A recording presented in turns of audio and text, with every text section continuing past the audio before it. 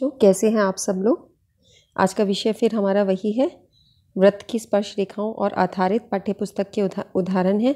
तो थोड़े से टफ क्वेश्चंस हैं, तो मैं चाहूँगी, मैं कोशिश करूँगी पूरा इसको समझाने की, आप थोड़ा ध्यान दीजिएगा।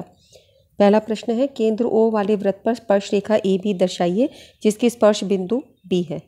तो केंद्र O वाला वृत्त, ये हमने एक वृत्त बना दिया, इसका केंद्र O है, स्पर्श रेखा AB बना दिया और स्पर्श बिंदु वाली जगह B लिख दिया, तो AB बन गया। पहला हो गया आपका।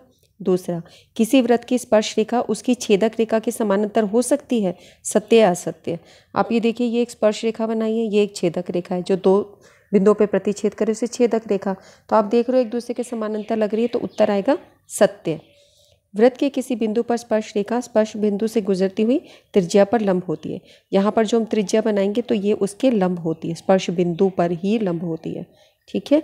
वृत्त के किसी बाह्य बिंदु से खींची गई स्पर्श रेखाओं की लंबाई समान होती है। ठीक है, तो ये सत्य। ये हमने सारे प्रश्न कर दिए। अब आइए, पहला प्रश्न है यहाँ पर, जो मैं पिछली वर्कशीट में आपको बता रही थी। सिद्ध कीजिए दो संकेंद्रीय वृत्तों। ये संकेंद्रीय वृत्त का मतलब है एक वृत्त और दूसरा वृत्त इकट्ठे बने, दोनों का एक ही केंद्र है। ठीक है, जीवा अलग है इनकी और त्रिज्या अलग होती है। में बड़े वृत्त की जीवा, ये बड़े वृत्त की जीवा है, छोटे वृत्त को स्पर्श कर रही है। ऐसा प्रश्न हमने पिछली बार किया था। ये स्पर्श बिंदु पर समद्विभाजित होती है, कि ये यहाँ पे समद्विभाजित हुई, इसको सिद्ध करना है। तो प्रमेय है आपकी कि वृत्त के किसी बिंदु पर स्पर्श रेखा स्पर्श बिंदु से जाने वाली त्रिज्या पर लंब होती है। इसको आप याद कर लीजिए कि स्पर्श बिंदु से स्पर्श रेखा त्रिज्या पर लंब होती है। त्रिज्या और ये स्पर्श रेखा एक दूसरे पे लंब है, किस जगह पर? स्पर्श बिंदु पर, बस, सब जगह नहीं, सिर्फ स्पर्श बिंदु पर। तो हमें दिया गया केंद्र O वाले दो संकेंद्रीय वृत्त दिए, C1 C2, जैसे हमने यहाँ बना भी दिया नीले रंग का। ये C1 वृत्त है, दूसरा C2 वृत्त है, और बड़े वृत्त की जीवा है ये AB। ये छोटे वृत्त को बिंदु P पर स्पर्श कर रही है, तो बिंदु P स्पर्श बिंदु हो गया। तो आपको सिद्ध करना है कि AP दूरी PB दूरी के बराबर है। तो इसके लिए आप OP को मिलाएंगे। अब आप उपपत्ति यानी सिद्ध कैसे करेंगे? AB वृत्त C2 के स्पर्श बिंदु पर स्पर्श रेखा OP त्रिज्या है। AB जो है ये आपका वृत्त C2 की जीवा है और ये स्पर्श रेखा है, OP त्रिज्या है। तो प्रमेय के द्वारा OP AB के लंब है, OP AB के लंब है, इसके हिसाब से तो ये त्रिज्या पर ये लंब होगा। तो क्योंकि वृत्त C1 की जीवा है ये, और ये लंब आ रहा है यहाँ पे, ये तो इसकी जीवा है और यहाँ से ये लंब है, तो ये लंब आते हुए जीवा को समद्विभाजित करेगा। इस तरह केंद्र से जीवा पर खींचा हुआ लंब उसे समद्विभाजित करता है। आप इसको ऐसे भी देख सकते हो कि जैसे अगर आप इसको मिला दोगे इससे और इसको इससे मिला दोगे तो दो त्रिभुज आपके पास बन जाएंगे, और उन दोनों त्रिभुजों में आप देख सकते हो कि आप ये देखोगे कि उनको आराम से सर्वांग समता सिद्धांत वगैरह किया जा सकता है उसके अंदर, क्योंकि ये त्रिज्या OA और OB त्रिज्या बराबर होगी, क्योंकि बड़े वृत्त की त्रिज्या है, और OP दोनों के अंदर समान बिंदु है, मतलब समान उभयनिष्ठ रेखा है, और ये तुम्हारा लंब है। तो RHS प्रमेय द्वारा भी आप इसको देख सकते हो। ऐसा हमने क्लास 9th में बड़े सारे क्वेश्चन किए, ऐसे भी मिला के आप देख सकते हो कि आप ये जब ट्राइंगल OAP लोगे और दूसरा ट्राइंगल OPB लोगे तो उसमें OA दोनों में बराबर है, क्योंकि ये त्रिज्या है, और OP दोनों में उभयनिष्ठ है। और उसके अलावा एंगल OPA बराबर है एंगल OPB के, क्योंकि दोनों 90 हैं। क्यों? इसके द्वारा दोनों 90 हैं।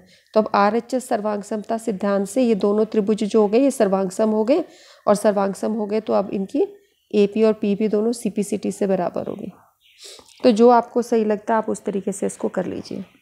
अगले उस पर चलते हैं। यहाँ पे एक प्रश्न है कि केंद्र O वाले वृत्त पर, ये एक वृत्त है, इसका केंद्र O है, ये हमने यहाँ बना दिया वृत्त जिसका केंद्र है O। दो स्पर्श रेखाएं बिंदु T से TP और TQ खींची गई हैं। तो बिंदु T से दो स्पर्श रेखा बनी TP TQ, यहाँ पे ये T है, ये TP TQ ऐसे बनी है। तो आपको सिद्ध करना है PTQ यानी PTQ ये आपका डबल है OPQ के, OPQ के, ये आपका प्रश्न है। तो ये मैं यहाँ मार्क कर देती हूँ TP। अब इसमें जिस तरह से इन्होंने उत्तर लिखा है ये मुझे इतना अच्छा नहीं लग रहा। आपको दिया गया है केंद्र O वाला वृत्त, बाह्य बिंदु से दो स्पर्श रेखाएं बनाई गई, ये दिया गया है, सिद्ध करना है ये। तो इसने PTQ को थीटा मान लिया, इसको थीटा मान लिया। तो इसने बोला है TP और TQ दोनों बराबर है। प्रमेय 10.2 हमें बोलती है किसी वृत्त के बाह्य बिंदु से खींची गई स्पर्श रेखाओं की लंबाई बराबर होती है। आपने पिछली बार पढ़ा था कि ये स्पर्श रेखाओं की लंबाई बराबर है, और ये प्रमेय बहुत इंपॉर्टेंट है, पेपर में आ सकते हैं, इसको आप सिद्ध करना याद कर लीजिए। तो उसके हिसाब से दोनों बराबर है।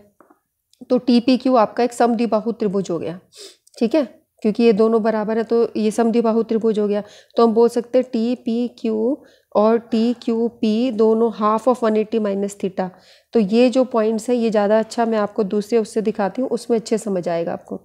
तो जैसे हम इस जगह पे थे, मैंने इंग्लिश की शीट लगाई, पर इतना इंग्लिश आप समझ सकते हो। जैसे ये त्रिभुज आपका बन गया टी पी क्यू, ठीक है। अब इसमें आप बोल सकते हो टी पी क्यू, जैसे मैं इसको इससे मार्क करती चलती हूँ, चलो टी पी क्यू, यानी आपने बोला ये वाला टी पी क्यू, ये एंगल हो गया, ठीक है। दूसरा आपने लिया टी क्यू पी, तो टी क्यू पी यानी ये एंगल हो गया, और पी टी क्यू, तो अब ये तीनों एंगल्स हो गए। इन तीनों एंगल्स का जोड़ कितना होगा? 180। अब आप बोल रहे हो कि ये टी पी क्यू और टी क्यू पी दोनों बराबर है, क्योंकि ये समद्विबाहु त्रिभुज है। ये आप देख रहे हो कि ये दोनों साइड बराबर है, यहाँ से जो जा रही है स्पर्श रेखा की लंबाई वो बराबर है, तो हम इसको लिख सकते हैं। तो इनके दो कोण भी बराबर हैं ये, ठीक है। तो हम लिख सकते हैं टी पी क्यू और टी क्यू पी दोनों बराबर है, तो दोनों का हम लिख देते 2 टी पी क्यू। तो ये तुम्हारा हो जाएगा 180 माइनस, इसको इधर लेके चले जाओ, 180 माइनस पी टी क्यू। इतना समझ आ गया? अब हम क्या करेंगे, हम इसको 2 को नीचे ले आएंगे। तो जब ये आपका 2 नीचे आएगा तो ये हो जाएगा 80 को आधा कर देगा 90, और इसका आधा ये हो जाएगा। तो अब हम लिख सकते हैं कि टी पी क्यू इसके बराबर है। तो अब आप इसके अंदर जब इसको पी टी क्यू को दिखाना चाहो, खाली इसको दिखाना चाहो, तो ये क्या होगा, इसको हम बाहर ले आएंगे, ये तो नेगेटिव से प्लस हो जाएगा, और इसको इधर ले आएंगे, तो ये 90 माइनस टी पी क्यू हो गया।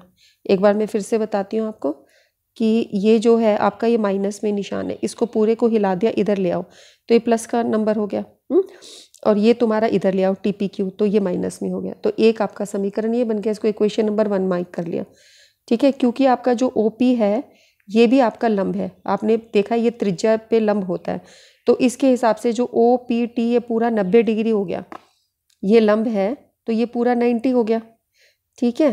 तो अब ऐसा हो गया 90, तो इसका मतलब हुआ ओ पी क्यू, ये बीच वाला कोण, और ये क्यू ओ पी टी, इन दोनों का जोड़ 90 हुआ। ये जो 2 कोण इसके अंदर बन रहे हैं, ये 2 कोण आपको नजर आ रहे हैं, एक तो ये कोण हुआ ओ पी क्यू, और दूसरा हुआ क्यू पी टी, ये दोनों, एक आपका ये हुआ और एक आपका ये हुआ, इन दोनों का जोड़ 90 है ना, क्योंकि ये स्पर्श रेखा पर 90 है, ठीक है। तो अब इसका मतलब हुआ कि ओ पी क्यू आपका, इसको इधर ले जाइए, तो ये 90 माइनस टी पी क्यू। अब आप पहले और दूसरे समीकरण को मिला लो। अब आप देख लो कि 90 माइनस टी पी क्यू इधर लिखा है, इधर भी 90 माइनस टी पी क्यू लिखा है, तो हम बोल सकते हैं half P T Q O P Q के बराबर है। तो इसके जो लेफ्ट हैंड साइड है ये दोनों इक्वल होगी, ठीक है। तो अब तुम्हारा पी टी क्यू आप निकालना चाहते हो, प्रश्न में यही था कि पी टी क्यू इसके बराबर है, जो आधा जो नीचे लिखा है ऊपर चला जाएगा 2 पी क्यू, ठीक है। इस तरीके से हो गया। यहाँ पे इतना ये सारे पॉइंट स्किप कर दिए गए हैं, इसलिए मैंने आपको वो शीट से समझा दिया कि आपको ज़्यादा अच्छा इससे समझ में आएगा, ठीक है। तो पहले हमने पूरा एक बार फिर से इसको जल्दी से, ये इंपॉर्टेंट क्वेश्चन है ये वाला भी ना। पहले आपने क्या किया, ये पूरे त्रिभुज को आपने बोला भाई समद्विबाहु त्रिभुज है, तो इसका ये कोण और ये कोण बराबर हो गया, तो इस हिसाब से आपने 180 के हिसाब से ये कोण का निकाल दिया, तो समीकरण 1 बना तुम्हारा, ठीक है। उसके बाद आपने ये देखा ये लंब है, तो ये 2 कोणों का जोड़ 90 होगा, तो वो समीकरण लिख दिया। फिर आपके समीकरण ही ऐसे बैठ गए कि इनका राइट हैंड साइड बराबर है, तो लेफ्ट हैंड साइड भी बराबर होगा, लेफ्ट हैंड साइड इक्वेट करते ही आपकी इक्वेशन बन गई, ठीक है। तीसरा देखिए प्रश्न, 5 सेंटीमीटर त्रिज्या वाला एक वृत्त है, ये आपका एक वृत्त है जिसकी 5 सेंटीमीटर त्रिज्या है, यानी ओ पी दूरी 5 सेंटीमीटर होगी। इस पे एक लंब, एक जीवा बनाई गई है पी क्यू 8 सेंटीमीटर, ये पी क्यू है तुम्हारी 8 सेंटीमीटर, ये है तुम्हारी 8 सेंटीमीटर बड़ी, ठीक है, ये 8 सेंटीमीटर, और ये 5 सेंटीमीटर जीवा है। तो पी और क्यू स्पर्शिकाएं बिंदु टी पर प्रतिच्छेद कर रही है, ये पी और क्यू दोनों टी पे मिल रही हैं, तो टी पी की लंबाई निकालनी है तुम्हें, टी पी की लंबाई।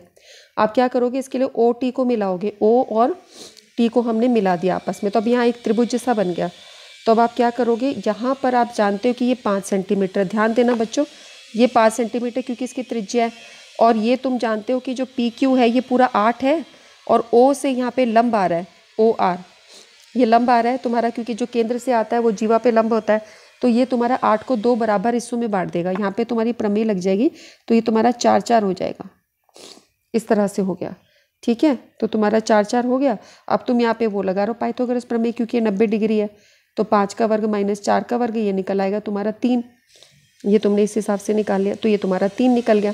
तो ओ आर डिस्टेंस हमारा निकल गया 3, इतना हमने हल कर लिया 3 सेंटीमीटर। अब आपको तो निकालनी है टीपी की लंबाई। अब आप ये देखिए OPT जो है वो 90 डिग्री है तुम्हारा, 90 डिग्री। तो उसमें 2 कोण आ रहे हैं जैसे पिछले प्रश्न में थे, OPR और RPT ये आ रहे। तो हम इसको TPR लिखा, TPR और RPO, इन दोनों का जोड़ 90 है। और इसी प्रकार ये त्रिभुज देखो तुम TPR, इसके अंदर ये तो 90 हुआ, देखो मैं निशान लगाती हूँ, तो ये तो 90 है तुम्हारा।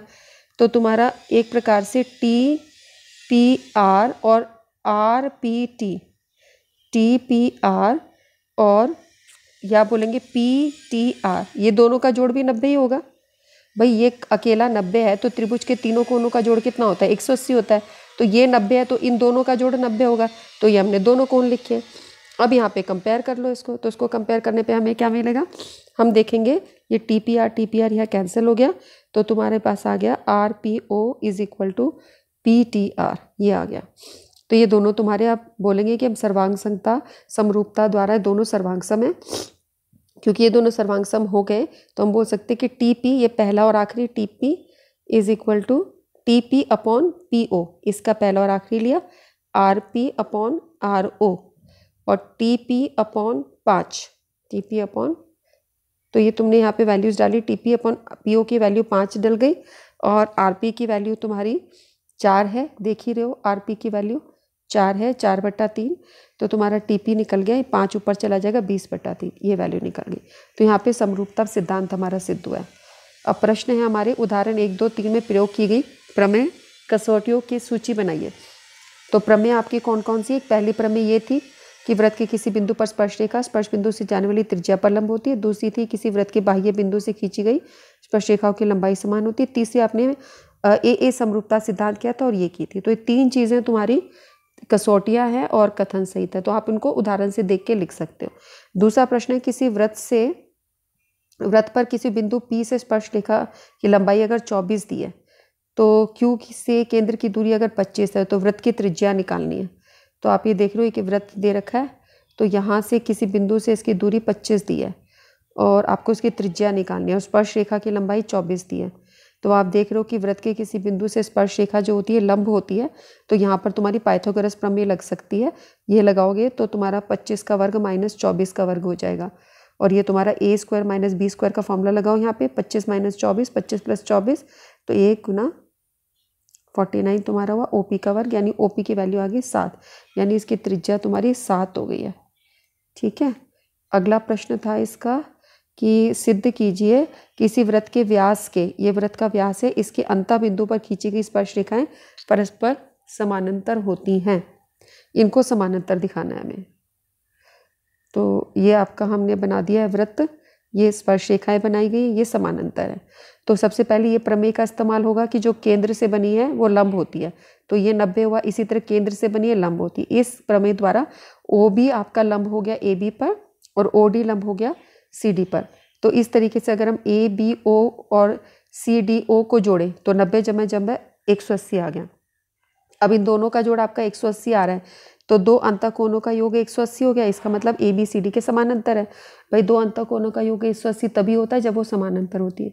ठीक है, तो ये हमारी वर्कशीट पूरी हो गई। अब इसके अंदर ये तो आसान क्वेश्चंस दे रखे, तो जब भी करें, अब इसके अंदर इम्पॉर्टेंट मैं तुम्हें यही बताऊंगी कि ये जो प्रश्न हमने करा ये इम्पॉर्टेंट क्वेश्चन है ना, ये इम्पॉर्टेंट है, ये तुमको याद करना है, अच्छे से तैयार कर लेना है इसको। ठीक है, और ये जो भी करा ये भी इम्पॉर्टेंट है। ठीक है, इस काम को करो, इसकी पिक्स अपनी टीचर्स को सेंड करो और कमेंट सेक्शन में कमेंट करो। समझ में आता है बच्चों, तो मैं कोशिश कर रही हूँ कि अच्छे से समझा सकूँ, क्योंकि यहाँ पर वीडियो पे थोड़ा सा इसमें ट्रबल होती है। कमेंट सेक्शन में कमेंट करो और शेयर करो अपने फ्रेंड्स के साथ भी। ठीक है, फिर मिलते हैं आगे।